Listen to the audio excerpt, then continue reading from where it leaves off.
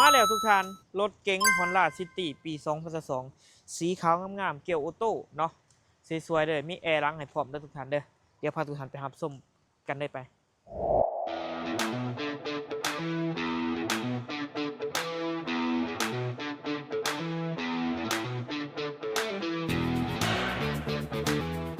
ดีทุกท่านมื้อนี้ทั้งสองเขาเอง JN เราขาโดนเราขับเจเองผู้รีวิวโจนัสแต่ละซ้อนมื้อนี้มีรถเข้ามาใหม่เด้อทุกท่านเด้อเป็น Honda City ปี2022สายเดิมศูนย์ดาวรถงามๆเนาะสีสันเก็บคัดให้ใหม่เป็นจุดเป็นบอลเนาะสวยๆเลยทุกท่านเนาะสีขาวหมกเด้อรถบ่มีการปีนเนาะทั้งหนังเดิมๆงามๆเนาะมาเบิ่งนำกันตัวจริงเอาสร้างก็ยังมาเบิ่งได้จักเดิมเนาะทั้งหนอกทั้งในงามบ่จมออกจมน้ำเด้อรถงามยางใหม่ทั้ง4เส้นเป็นกระเจรีโมทปุ่มสตาร์ทแอร์รังเนาะเบาะหนัง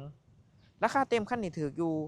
18,500 ดอลลาร์นะมาเบิ่งรถตัวจริงก็สามารถโอ้ร่วมกันได้ต่อรองกันได้รถอยู่ปากเซ่เนาะสดผ่อนเทิร์นได้เนาะเดี๋ยวพาทุกท่านเข้าไปเบิ่งรถทางในกันเลยไปมาเบิ่งทางในเด้อทางในจะเป็นโทนสีดำตัดสีแดงเนาะจะเป็นเบาะหนังสีแดงพวงมาลัยให้มาเป็นมัลติฟังก์ชันเนาะเบาะหนังงามๆเนาะลายลำตัดแดงเด้อทุกท่านเด้อกล่องจอครบเป็นจอสัมผัสเกียร์ออโต้เนาะขับสะดวกสบายทางหลังมีแอร์รังให้พร้อมเนาะเย็นเพดานงามกว้างขวางเด้อดูลาสไตล์ฮอนด้าเจ้าให้มาเป็นมัลติฟังก์ชันทุกท่านเกียร์ออโต้ปุ่มสตาร์ทกับเจนิโมดเด้อทุกท่านรถแดนหน่อยๆเนาะ50,000ปลายก็โลเจ้าถ่ายเนาะถ่ายเดิมๆมิดออกมิดอักในสภาพเดิมเด้อเนาะยางสกัวใส่งานบ่เกินเทื่อ2เทื่อนี่แหละเจ้าคันนี้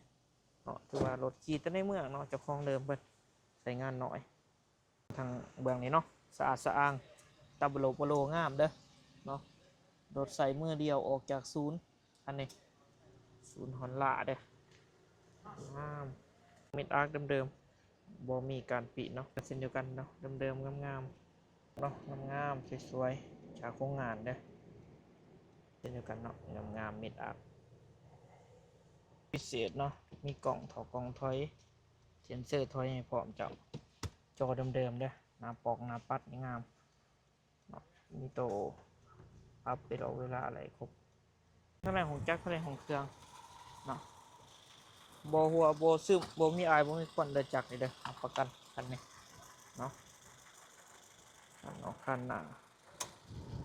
ทำการใส่งานเนาะมอหน้าสีสันมีแต่สีสันเก็บคัดเนาะมาให้เด็กหน่อยหมอไฟเดิมๆจักรนี่เดิมๆเด้อ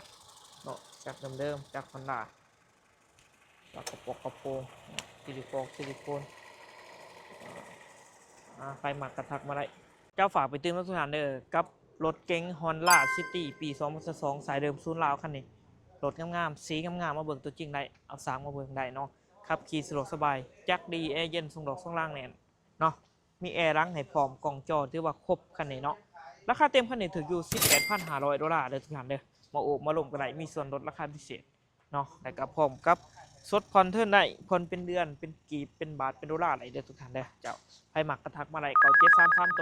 679ฝากที่ตามทุกช่องทาง JN เราขาโดนเราขับใจเองโจนัสจันทร์สอนขอขอบใจทุกท่าน